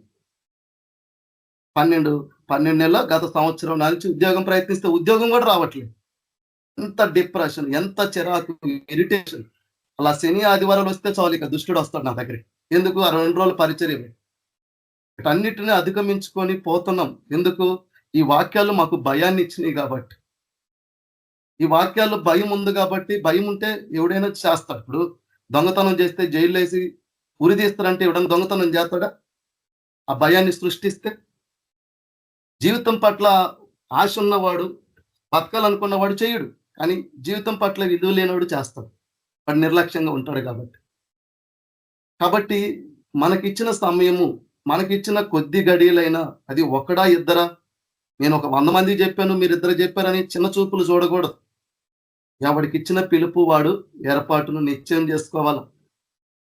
మన నమ్మకాన్ని దేవునికి మనం కనబరుచుకోవాలా. నీ యథార్థతను దేవునికి చూపించుకోవాలా. నీ విధేయతను దేవునికి చూపించుకోవాలా.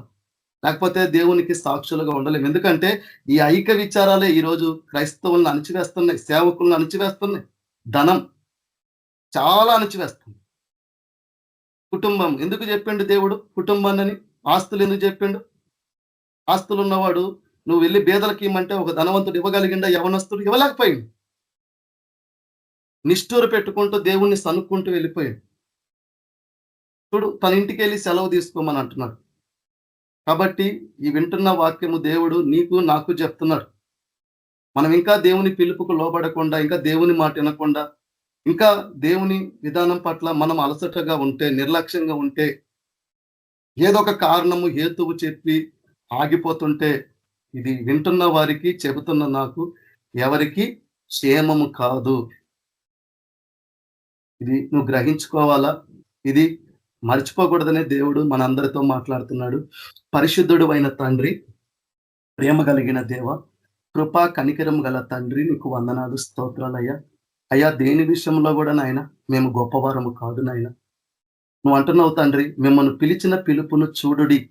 ఈ లోకములో జ్ఞానులైనను గొప్ప వంశము వారైనను ఎవరూ పిలువబడలేదయ్యా. అవునయ్యా, నేనే పాటి వాడనయ్యా. అయ్యా, నా జీవితం ఏందో నాకు తెలుసు ప్రభువా. నేను ఎలాంటి స్థితిలో గుండా వచ్చినానో నాకు తెలుసు అయ్యా. అయ్యా తండ్రి, నా తల్లిదండ్రులే అన్నారు నువ్వు మాకు అనవసరంగా పుట్టినవని. నా బతుకు, నా జీవితం అలా ఉండింది. కానీ నాయన తండ్రి, కానీ నువ్వు నన్ను ప్రేమించినావు తండ్రి. కాబట్టే నాకు రక్షణ ఇచ్చినావు. కాబట్టే నాకు నీ పిలుపులో నాయన నన్ను పిలుచుకున్నావు తండ్రి. నాకంటూ ఒక పరిచర్యను ఇచ్చినావు. కాబట్టి దాని విషయంలో నాయన మేము ఇంకా ఏదో ఒక కారణం బట్టి, హేతువును బట్టి అయ్యా మేము నిర్లక్ష్యంగా జీవిస్తుంటే నన్ను క్షమించండి. ఆ రీతిగా ఉన్నవారు ఎవరైనా సరే ప్రభువా క్షమించండి. లోకం సంపాదించుకొని, ఈ లోకంలో అన్ని పొందుకొని నాయన నీలో మేము వ్యర్థులము కాకుండా అయ్యా, మా జీవితాలు వ్యర్థంగా, మా జీవిత కాలం ముగిసిపోకుండా అయ్యా తండ్రి, మీరు ఇచ్చినంతలో కొంచెములో నమ్మకంగా జీవించి, నమ్మకంగా పరిచర్య జరిగించి, సువార్త పనిచేసి అయ్యా తండ్రి, కొందరినన్నా అగ్నిలో నాగినట్టు నాయన మేము చేయగలిగినంత మట్టుకు, నువ్వు మమ్మల్ని నడిపించినంత మట్టుకు నాయన మేము సువార్తని ప్రకటించిన ఆయన అనేకులను రక్షణలోకి నడిపించి నీ సేవలో వాడబడులాగున అట్టి కృపను, ధన్యతను, భాగ్యమును, నీ ఆత్మ నడిపింపుని ఇక్కడ ఉన్న మా అందరికీ దయచేయము. యేసుక్రీస్తు పరిశుద్ధ నామంలో ప్రార్థించి అడిగి వేడుకుంటున్నాం తండ్రి, ఆమేన్. అందరికీ praise lord. Praise lord brother, ఆశీర్వదించు. మన ప్రభు అయిన యేసుక్రీస్తు ప్రభు కృప మనందరికీ, ఈ గ్రూప్ లో జాయిన్ అయిన ప్రతి ఒక్కరికి, వారి కుటుంబ సభ్యులకి, అలాగే ఎవరైతే రాలేని వారు ఉన్నారో వారికి, వారి కుటుంబ సభ్యులకి, ఈ లోకంలో ఉన్న సకల పరిశుద్ధులకి, మనందరికీ సదాకాలము మనకు తోడుగా ఉండి నడిపించును గాక. ఆమేన్. ప్రైజ్ లార్డ్ అక్క అందరికి. Praise the lord. ఆమేన్. అందరికీ praise lord. Praise the lord brothers and sisters, అందరికీ ప్రైజ్ ది లార్డ్.